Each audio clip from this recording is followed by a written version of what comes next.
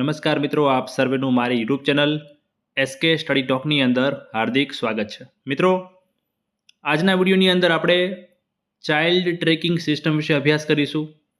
Child tracking system એટલે કે બાળકોને ટ્રેક કરવા માટેની સિસ્ટમ. સરકારે 2013ના વર્ષની અંદર શાળાના જે બાળકો છે એના માટે એક ડાઇસ સિસ્ટમ લાગુ કરેલી. ડાઇસ સિસ્ટમ એટલે કે જેવી રીતે આપણી પાસે આધાર કાર્ડ નંબર હોય છે, આધાર કાર્ડ નંબરના આધારે આપણે વ્યક્તિની તમામ માહિતી મેળવી શકીએ છીએ. તમામ મીન્સ કે નામ, પિતાનું નામ, એની અટક, એનું એડ્રેસ જેવી બધી માહિતી આપણે મેળવી શકીએ છીએ. એવી જ રીતે બાળકોને પણ એક નંબર આપવામાં આવે છે જેને ચાઇલ્ડ યુનિક આઈડી કહેવામાં આવે છે. એ આઈડીના આધારે આપણે બાળકોની શાળાકીય વિગતો મેળવી શકીએ છીએ. એ ક્યારે ભણવા દાખલ થયા, ક્યારે શાળામાંથી બીજી શાળામાં ગયા, અગાઉની વર્ષોમાં કઈ કઈ શાળામાં અભ્યાસ કર્યો, એમની પ્રાથમિક માહિતી, ટૂંકમાં તમામ માહિતી બાળકની આપણે ચાઇલ્ડ યુનિક આઈડીથી મેળવી શકીએ છીએ. તો આજના વિડીયોની અંદર આપણે ચાઇલ્ડ ટ્રેકિંગ સિસ્ટમ આધાર ડાઇસ વિશે સંપૂર્ણ અભ્યાસ કરીશું. ઘણી બધી શૈક્ષણિક પરીક્ષાઓની અંદર ડાઇસ સિસ્ટમમાંથી પ્રશ્ન પૂછાતા હોય છે. તો આજે આપણે વિગતવાર ચર્ચા કરીશું. જો પ્રશ્ન નીકળશે ડાઇસમાંથી તો આજના જે વિડીયોમાં તમે સમજશો એની સિવાય પ્રશ્ન નીકળવાની શક્યતા નહીવત છે.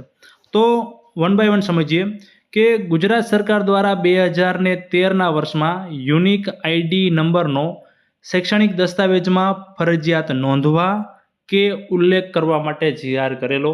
ટૂંકમાં 2013માં જ જે યુનિક આઈડી છે તમામ શૈક્ષણિક દસ્તાવેજોમાં નોંધવા માટે જીઆર કરવામાં આવેલો. યુડાઇસનું ફૂલ ફોર્મ પણ ઘણી વખત પૂછાતું હોય છે. Unified district information system for education. Unified district information system for education. વર્ષ 2012-13થી દેશની તમામ શાળાઓ જેવી કે પ્રાથમિક, માધ્યમિક, સરકારી હોય કે બિનસરકારી એટલે કે ગ્રાન્ટેડ, નોન ગ્રાન્ટેડ, મદ્રેસા તથા અન્ય તમામ પ્રકારની શાળાઓએ ડાઇસ પર નોંધણી કરવાનું ફરજિયાત કરવામાં આવ્યું છે. ત્યારથી દેશના તમામ વિદ્યાર્થીઓને એક યુડાઇસ યુનિક આઈડી નંબર મળ્યો છે. 2013થી સરકારે તમામ જે ડોક્યુમેન્ટ હોય છે, જે એલસી, ઉદાહરણ તરીકે એલસી છે, બોનોફાઇડ છે, જેવા શૈક્ષણિક દસ્તાવેજોની અંદર ફરજિયાત એમનો યુડાઇસ નંબર નોંધવાનું એવો જીઆર કરવામાં આવેલો. જો આપણે યુડાઇસ ફોર્મની વાત કરીએ, જે ડાઇસ ફોર્મ દર વર્ષે શાળામાંથી ભરવામાં આવતું હોય છે, તો એ ફોર્મ દર વર્ષે જુલાઈ માસથી લઈને ઓગસ્ટ માસ દરમિયાન ભરવામાં આવતું હોય છે.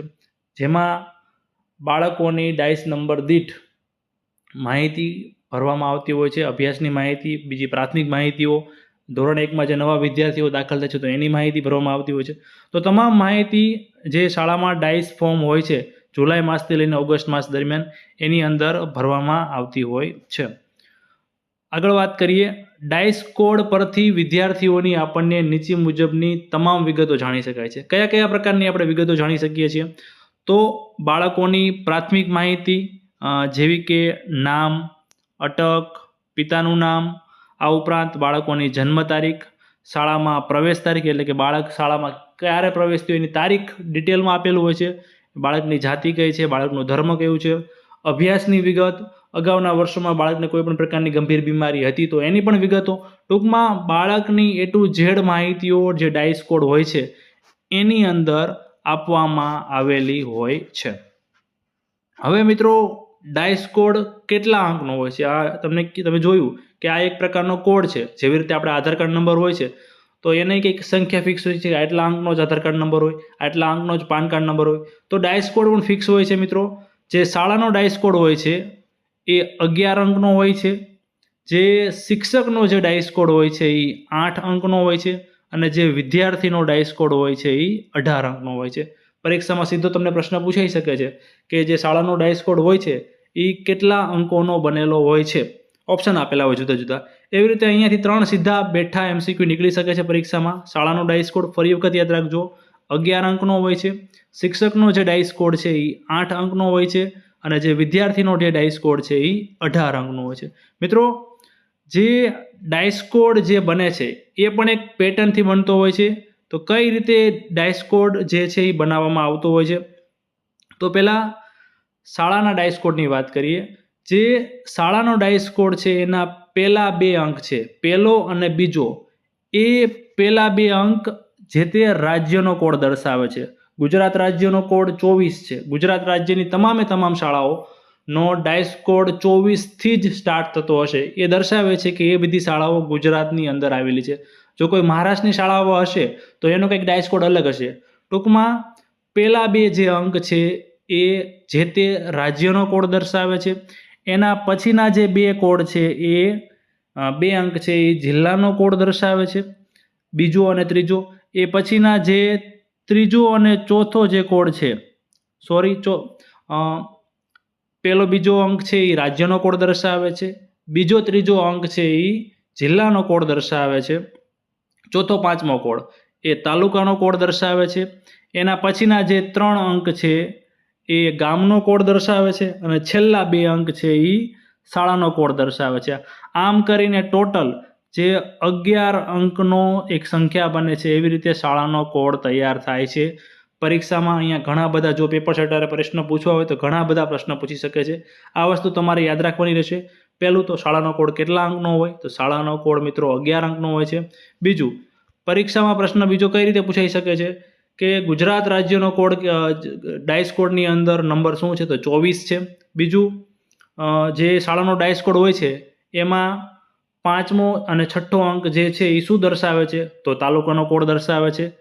છેલ્લા બે અંક શું દર્શાવે છે, શાળાના કોડની અંદર છેલ્લા બે અંક શું દર્શાવે છે, તો શાળાનો કોડ દર્શાવે છે. અહીંયા મિત્રો ક્રમમાં જ છે. ખાલી એક વસ્તુ આવી રીતે તમે યાદ રાખી શકો છો. સૌથી પહેલાં શું આવે, રાજ્ય આવે, પછી શું આવે, જિલ્લો આવે, પછી શું આવે, તાલુકો આવે, પછી શું આવે, ગામ આવે, અને પછી શાળા આવે. અહીંયા ખાલી જે ગામનો કોડ છે એ એક જ 3 અંકનો છે. બાકી તમામે તમામ કોડ 2 અંકના છે. તો આ રીતે યાદ રાખી શકો છો. મેં પણ આ રીતે યાદ રાખેલું. રાજ્ય, જિલ્લો, તાલુકો, ગામ અને શાળા. ગામનો કોડ ફક્ત 3 અંકનો, બાકી બધાના કોડ 2 અંકના છે. અને ગુજરાત રાજ્યનો કોડ નંબર છે 24. હવે મિત્રો આપણે શાળાના કોડ સમજી ગયા. શાળાનો કોડ કેટલા અંકનો હોય છે, 11 અંકનો. હવે જે વિદ્યાર્થીનો જે કોડ છે જે 18 અંકનો છે એ કઈ રીતે બને છે, શાળાનો કોડ 11 અંકનો, એની પાછળ બીજા 7 અંક ઉમેરીને વિદ્યાર્થીનો કોડ બનાવવામાં આવતો હોય છે. એટલે કોઈ પણ વિદ્યાર્થીના આગળના જે 11 આંકડા છે એ શાળાનો કોડ દર્શાવતો હશે. એટલે એના આધારે આપણને ખ્યાલ આવી જશે કે જે તે વિદ્યાર્થી કઈ શાળામાં ભણે છે. તો અહીંયા મિત્રો શાળાના ડાયસ કોડ પછી 7 અંક ઉમેરીને 18 અંકનો વિદ્યાર્થીનો ડાયસ કોડ બનાવવામાં આવે છે. બીજું, અહીંયા તમે ખાસ જોઈ શકો છો કે જે આગળના જે 11 અંક છે એ શાળાનો કોડ છે અને પાછળના જે બીજા 7 અંક છે એ ઉમેરીને વિદ્યાર્થીનો ડાયસ કોડ બને છે. ટૂંકમાં આપણે આગળના 11 અંક વિશે ચર્ચા કરવાની રહેતી નથી. આપણે શાળાના કોડની અંદર જોઈ લીધું કે કઈ રીતે બને છે. હવે બાકીના જે 7 અંક છે એ કઈ રીતે બને છે, તો 7 અંકની અંદર પ્રથમ જે 2 અંક છે એ જે તે બાળક એ પ્રવેશ વર્ષના છેલ્લા 2 આંકડા. કોઈ બાળક છે એ 2005ની અંદર શાળામાં પહેલા ધોરણની અંદર દાખલ થયું તો 05 આવશે. 2015માં દાખલ થયું તો 15 આવશે. 2017માં દાખલ થયું તો 17 આવશે. ટૂંકમાં અહીંયા જે 2 અંકો છે એ બાળકના પ્રવેશ વર્ષના છેલ્લા 2 આંકડા દર્શાવે છે.